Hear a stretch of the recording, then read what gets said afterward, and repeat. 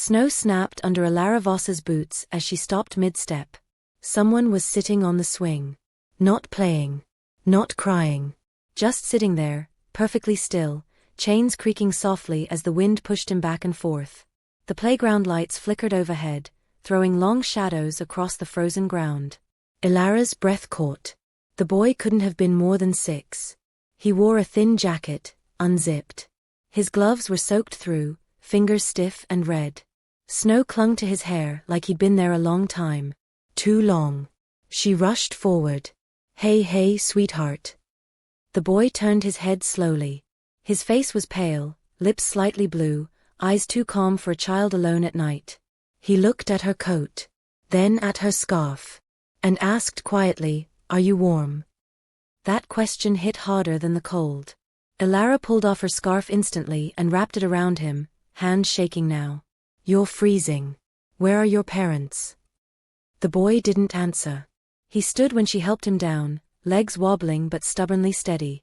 When she tried to lift him, he resisted, not panicked, just firm. "I can walk," he said. She nodded.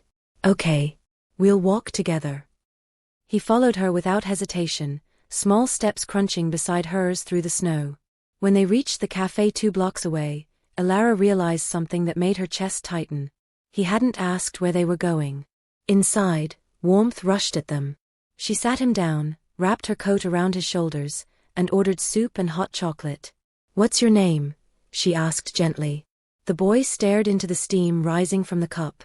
"Minjae." "Do you know your last name, Minjae?" He shook his head once. "How far did you walk?" He hesitated. "Past the bridge. And the big street." Elara swallowed. "That was over a mile. In this weather." "Why?" she asked softly. Minjae looked up at her then, eyes sharp and unreadable for someone so young. "It was warmer where the lights were."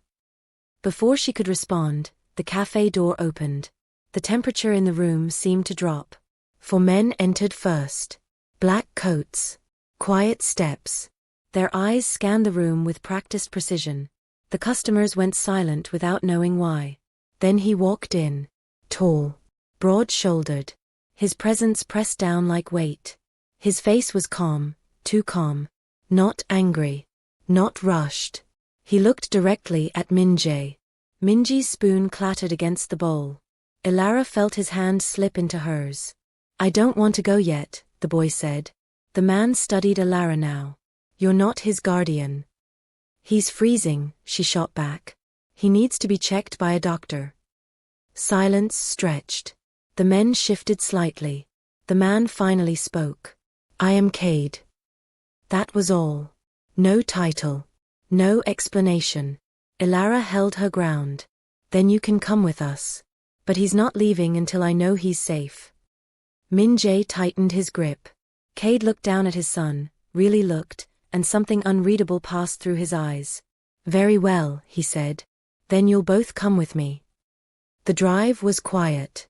Too quiet. Minjae sat between Elara and the door, hands folded neatly in his lap. When they arrived, Elara's stomach dropped. The building rose like a glass blade against the sky. Inside, everything gleamed. Marble. Steel. Silence. Minjae removed his shoes without being told, lining them up precisely. Elara noticed how practiced the motion was. A doctor arrived quickly. "Mild hypothermia," he said.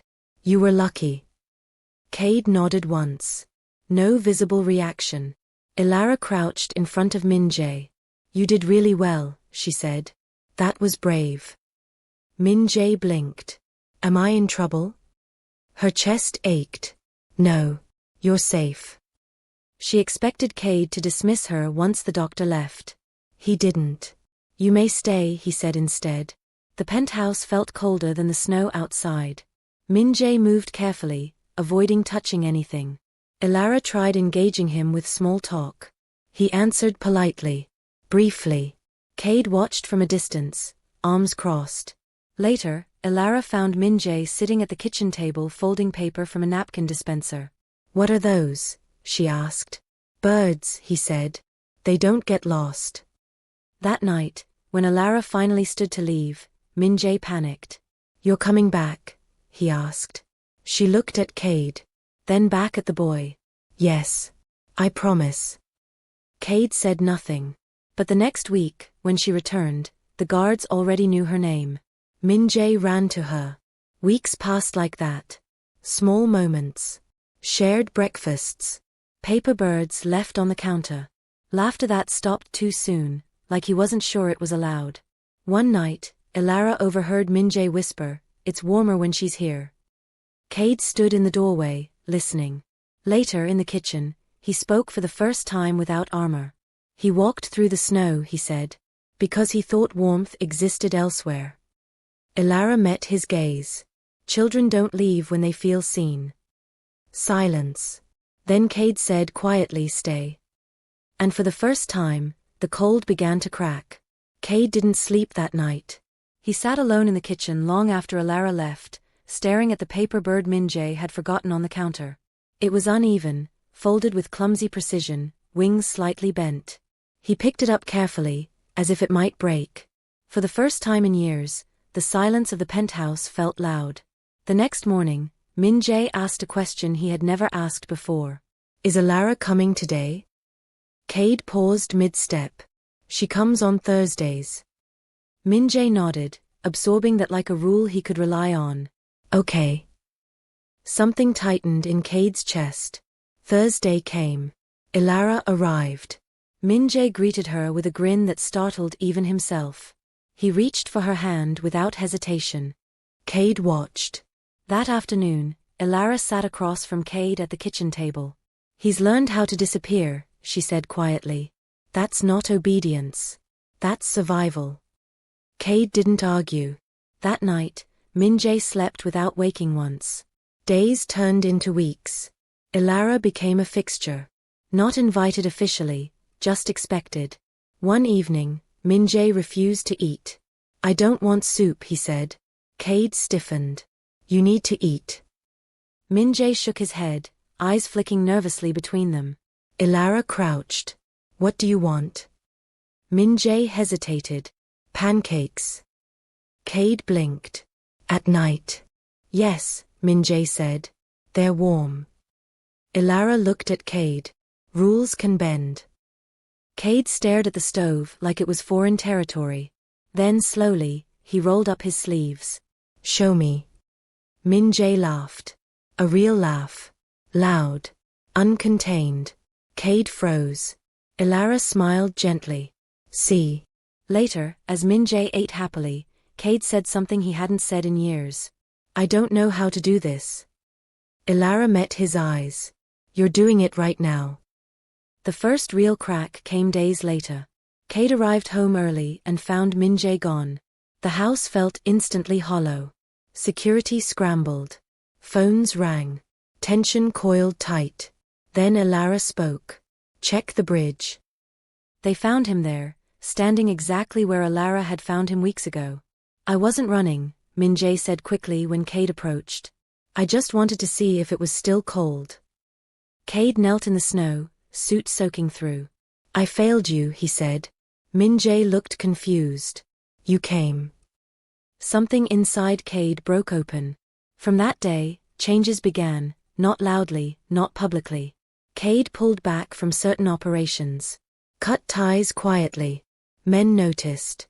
Questions formed. One night, an old associate confronted him. "You're going soft." Cade's answer was calm. "I'm choosing." The threat came sooner than expected. A rival group tested the weakness they sensed. Cade intercepted it before it reached Min-jae, but Ilara noticed the tension. "You're in danger," she said. "So are you," he replied. Silence stretched. "Then stop," she said simply. That night, Min-jae handed Cade a small folded bird. "For protection," he said. Cade closed his hand around it. Weeks later, Cade made his decision. He dismantled what remained of his empire. Not in flames. In silence. He sold. He withdrew. He disappeared. The underworld whispered. At home, warmth grew. Min-jae began asking questions about school. About birthdays. About futures. One evening, Elara prepared to leave when Cade stopped her. Stay, he said. She didn't ask why. In the quiet kitchen, he spoke without defenses. My wife died believing I would change, he said. I didn't. Until now. Elara listened. You didn't fix me, he continued. You reminded me. Minjae appeared in the doorway, holding a small velvet box. I picked it, he said proudly. Cade looked at Elara. Only if you want to. She knelt in front of Minjae. Is this what you want? Minjae nodded. Families are warmer. She said yes. Months later, leaves fell instead of snow. The ceremony was small, quiet, honest.